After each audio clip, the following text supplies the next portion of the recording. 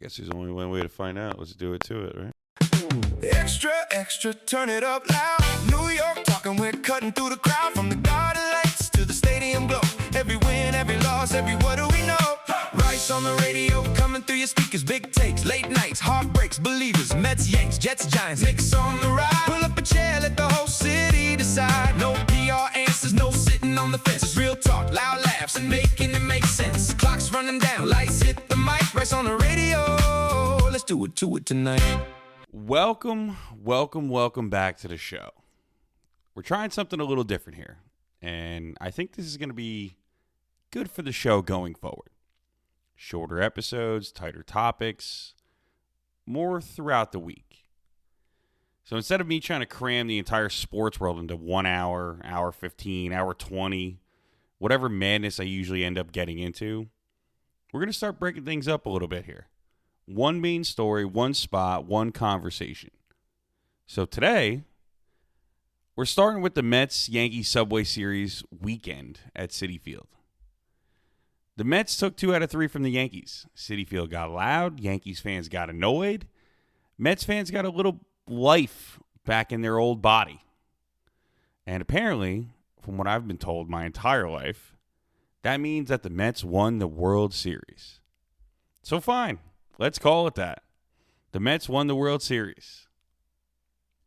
Now, obviously, relax. Nobody's hanging a banner. Nobody's calling up the Canyon of Heroes. Nobody's putting Tyrone Taylor next to Seaver, Piazza, Wright, and Lindor because he hit one ball around the foul pole in May. But you know exactly what I'm talking about. Every time the Mets beat the Yankees, especially if the Mets are having a lesser season, especially if the Yankees are the better team on paper, especially if the Mets fans are a little too happy for everyone's liking, here comes the same old line. Oh, this is their World Series. Yankees fans love that line. They love it. It's like a warm, cozy blanket on a cold night. It's like an emotional bubble wrap. The Mets beat the Yankees and immediately, yeah, well, of course they care. This is their World Series. Okay. What do you want them to do? Not care? That's the whole point of the in-town rivalry. The Yankees don't get to spend decades telling everybody that they're the big brother, they're the standard, they're the franchise with the rings and the team that everybody measures themselves against, and then get mad when the Mets beat them and the Mets fans enjoy it. That's not how this works, guys. If the Yankees win, it counts. But if the Mets win, apparently it's embarrassing that the Mets fans had fun. That is a beautiful little scam Yankee fans have built for themselves. Win the game, and it's proof that the Yankees are still the Yankees. Lose the game, and it's proof that the Mets, they care too much. Of course, who cares? Elite level damage control. Look, I respect the hustle, but I ain't buying it. The Mets did not win the World Series this weekend, no kidding. But they did win a rivalry weekend they badly needed. For a team that's been beaten up, injured, inconsistent, frustrating, and sometimes just flat out depressing, this was the kind of weekend where the fan base finally got to breathe for a second. Not plan a parade, not declare the season saved, just breathe. I mean, Citi Field felt alive for the first time in a while. The dugout looked alive. The kids brought some juice. You had ex-Yankees in the bullpen. They got their little revenge moment. Met fans got to enjoy baseball without immediately having to apologize for it. That's all this had to be. Not a championship, but show some pulse. You know, the funny part is this weekend didn't even start with the Mets fans celebrating. It started with the Yankees punching them in the face, punching them right in the mouth. Friday night was not a fun rivalry baseball for the Mets. Friday night was the version of the Mets season where they sit there and go, "Oh, so we're gonna be doing this again, huh?" Cam Schlittler, there we go, comes into Citi Field, Subway Series debut, and he shoves on the hill, man. He's the real deal. Carries a one-hit shutout into the 7th, strikes out 9. For most of the night, Mets offense looked like it was just trying to hit a fastball with a folding chair. That's not a deep analytical breakdown either. That's just what it really felt like. Schlittler was throwing 96, 97, 98, 99. The Mets have had issues with velocity, and Friday night was one of those games where you could feel it. Every at-bat felt uncomfortable. Nothing felt easy. The Yankees were the cleaner team, the sharper team, the more physical team, to be honest with you. Jazz has the big 2-run double. Ben Rice adds a homer late. The Yankees win 5-2. Pretty standard Yankee beats Mets type of a game. Then the Clay Holmes injury happens, and that changes the whole mood. That was brutal, man. Spencer Jones hits a comebacker, 111 off the bat, right off Holmes, fractured fibula. Holmes stays in for a little bit, but then you find out after the game what it is, and it's not just, the Mets lose game one. Now it becomes Mets lose game one, and they lose one of their few steady starters that they had going. That's the part that really stings. Holmes wasn't just another guy in the rotation. He had become one of the few reliable pieces in a season where the Mets have been trying to locate solid ground with a flashlight and a prayer. This team is already missing Lindor, missing Alvarez. Polanco's dealing with an Achilles or something, whatever the hell it is. Luis Robert is out with spine surgery. Senga has been terrible, and now he's out anyway. The injury list is starting to look like a full group chat. Now Holmes goes down. Yeah, Friday night had that here we go again smell to it. You lose to the Yankees, you lose the opener, you lose Holmes. The offense doesn't do much. Soto hits a homer, fine. But outside of that, there wasn't a lot to grab onto. So for Mets fans, that's the kind of night where you're not even mad in a loud way. You're just sitting there like, yeah, of course, here we go. Why wouldn't this happen? More ammo for Yankee fans. That's why Saturday is the game I keep coming back to. Sunday had the movie scene, sure. Sunday had the crazy swing, the walk-off. Sunday had the part everybody's going to remember. But Saturday was the hinge in the door. Saturday was the game where the weekend could have gone two completely different ways. The Mets could have folded. Nobody would have been shocked either. After Friday, after Holmes, after the way the season has gone so far, if the Yankees came in Saturday and took the second game, that whole weekend gets filed under the same old Mets pain folder. Instead, the Mets actually answered. And they end up winning 6-3. Vientos drives in 3. Soto gets on base. Peterson gives them just enough. And the lineup does just enough. But the moment of that game is Luke Weaver. Bases loaded, nobody out, 7th inning, Yankees threatening. This is the exact inning where the Mets fans start hearing the horror movie music. They just turn the game off. They go, I know what's going on. You know the inning. Every fan base has that version of it. But the Mets fans know this one all too well.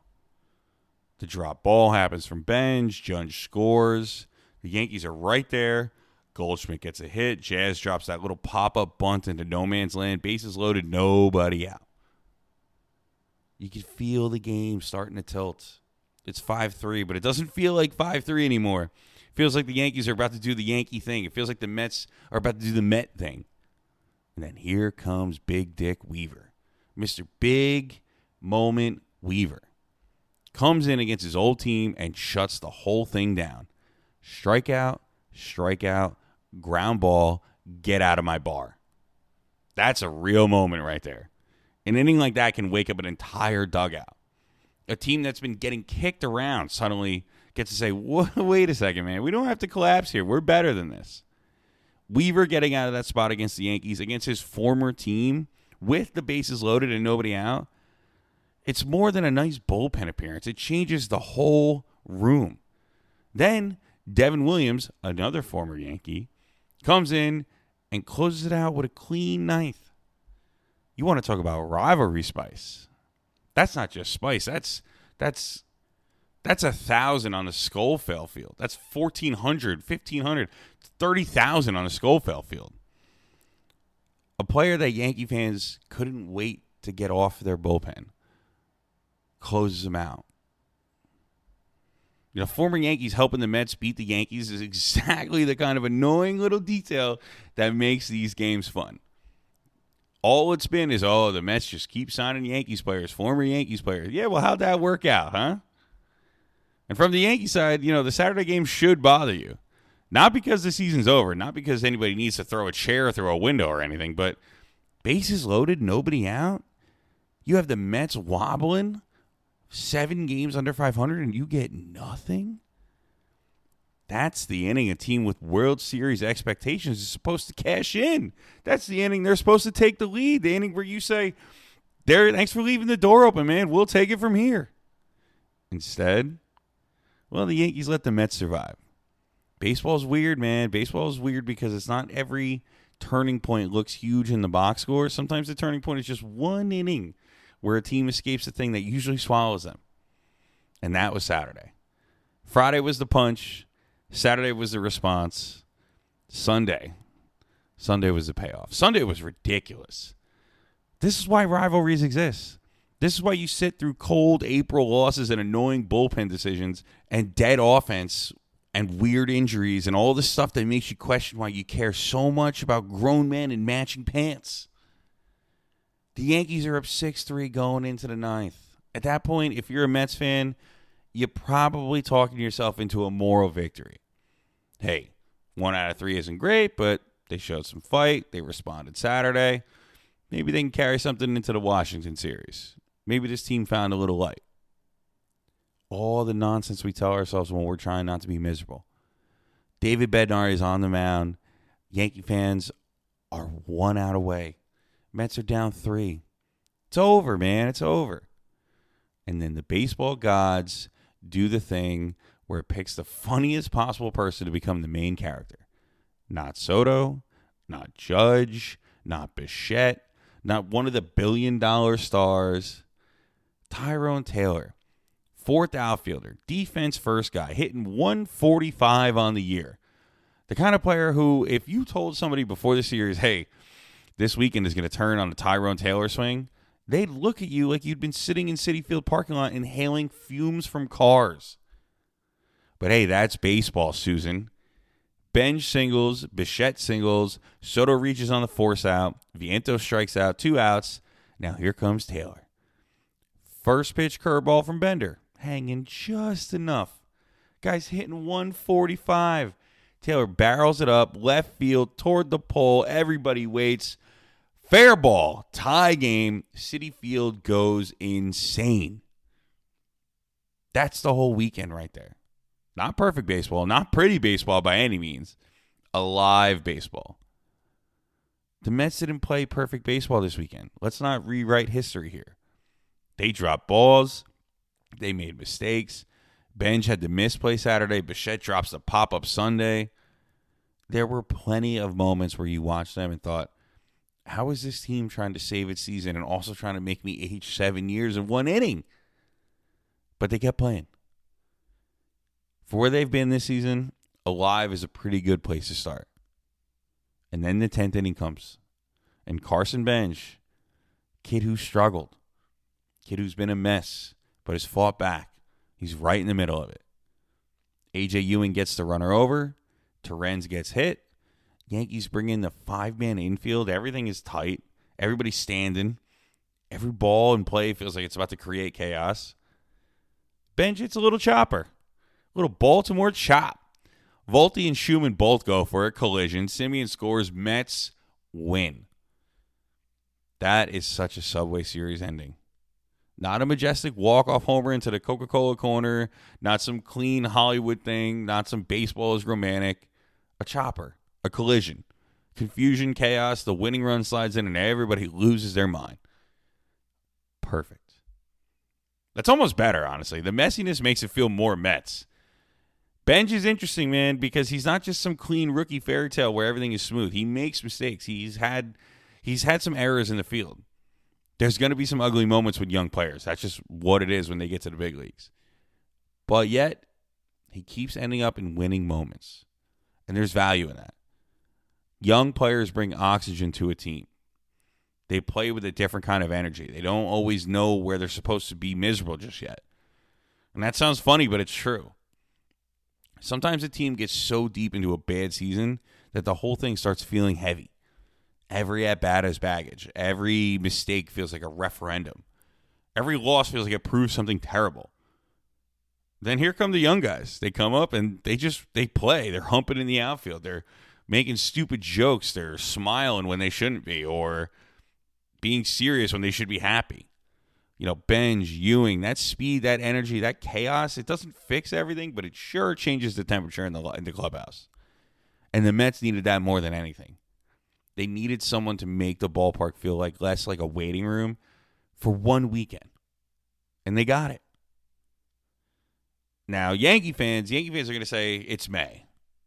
And that's right. That's correct. Great point. Elite calendar work. It is May. Nobody said the Yankee season ended because they lost 2 out of 3 at Citi Field. The Yankees are still better positioned than the Mets. They have the better record. They still have Aaron Judge. Garrett Cole's getting closer. There's a lot of season left. They'll be fine. But you don't get to blow a 3-run lead with 1 out left against the Mets and finish a 2-7 road trip and then act like everybody else is weird for noticing. That was a bad loss. That was a bad road trip. That was a bad way to end your weekend, especially with Tampa on your heels and now leading the division. Bednar giving up that home run is a real concern. Not a 5-alarm concern, but there is something there. That's the closer. That's the guy that you're handing the 9th inning to. You get up 3, 1 out away, and Tyrone Taylor gets you. That's going to annoy some people, man. And it should. The Yankees have some stuff to figure out. Max Fried going on the IL with the elbow bone bruise. Rodon is trying to settle back in, but it hasn't looked great just yet. Cole might be coming back soon, which obviously changes the conversation. But, is he going to be in that same Cole spot coming off of Tommy John? I mean, he's a big enough talent. I'm sure he's going to be, but still going to ask a lot from him early in his post-rehab stint with the team here. They're in that weird spot where the big picture team is still good while the current movement looks a little shaky. And again, both can be true. The Yankees are a serious team. The Yankees also had a terrible weekend. From the Mets side, well, it's kind of the same deal. The Mets did not fix their entire season just because they beat the Yankees. They are still under 500. They are still banged up. They need Lindor back, even with all the drama. They need Alvarez back. They need Luis Robert Jr. back. And they need Bichette to start looking like the guy that they thought they were getting. They got to figure out what the life looks like without Holmes for a little bit here now, too. So this is not a finished product. This is not even close to a finished product. But it is a pulse. That's the word for me right now. A pulse. You don't go from buried to back overnight. First, you stop looking dead. Then you stack a few days. Then you stack a few series. And you start to feel a little more important. Then the next one. Then you look up and maybe the season has a little more oxygen. And all of a sudden you're 500. And you're not selling at the deadline. These are all pipe dreams, but that's all this weekend had to be for the Mets. It does not have to be some grand declaration. Hey, we're back. The Mets are back, baby. No. It just has to be a start. They came into this stretch needing a reason to believe that the season wasn't already slipping away from them. They swept Detroit. They took 2 out of 3 from the Yankees. And then they go on to Washington and win another chaotic extra inning game with Benge right in the middle of it again. Now you're not talking about one cute weekend anymore. Now you're talking about a team trying to climb out of a hole. Still a hole, a deep hole, to be clear. But you know what? At least they're climbing. They're not digging with a shovel anymore. They started building a ladder. It's kind of where I landed on the whole Mets won the World Series thing. It's funny. It's annoying. It's the exact thing Yankees fans say when they don't want to admit that the Mets got under their skin. But the reason the joke works is that this weekend did feel bigger than a normal May series. Not because the standings say it was bigger. It felt bigger because of where the Mets were emotionally. Holmes goes down Friday. Saturday could have turned into another meltdown, and it didn't. And Sunday becomes one of those games that lets a Mets fan feel something besides dread for a couple hours. And honestly, it'll probably get replayed on the Mets' amazing finishes on rain delays. Mets fans are allowed to enjoy that. Sports are supposed to be emotional. That's the entire point. We spend all this time pretending we're being rational. We cite stats. We talk payroll. We talk projections. We talk run differential, playoff odds. All this stuff has its place. And then Tyrone Taylor hitting 145. Hits a 3-run homer around the foul pole on a hanging curve, and everybody turns into a lunatic. That's the good stuff. That's why we watch. So if you're a Mets fan, enjoy the weekend. Don't turn it into something that it's not. Don't start acting like all the problems are solved. Don't start booking October flights. But enjoy it.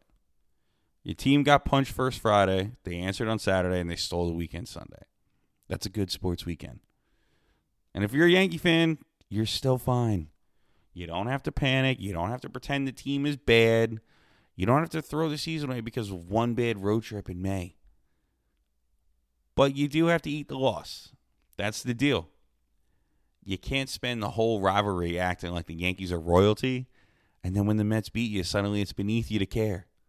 Just take the L, man. Be annoyed, move on. That's sports. The Mets needed this weekend more. The Yankees are still better positioned. It's all good. So the Mets won the World Series. Not the real one. The annoying one. The one Yankee fans invented so they don't have to admit the Subway Series still bothers them. So again, no, nobody's planning a parade. Nobody is hanging a banner. Nobody's pretending a May weekend fixed the entire season. But the Mets won a rivalry series they badly needed and for a couple days, Citi Field felt good. Sometimes that's all you need the weekend to be, man. Well, I appreciate you guys listening. Like I said at the top, this is the new rhythm we're working on. Shorter episodes, little tighter topics, more throughout the week. One story at a time instead of trying to jam every single thing into one giant episode. We'll keep building it. Baseball today, more coming this week. We'll keep rolling with whatever sports gods decide to throw at us, right? Follow along on the Instagram at Rice on the Radio. Send me your thoughts. Tell me I'm wrong. Tell me I'm right. Tell me the Mets did, in fact, win the World Series. Be good to each other. Tell someone you love them. And as always, let's do it to it.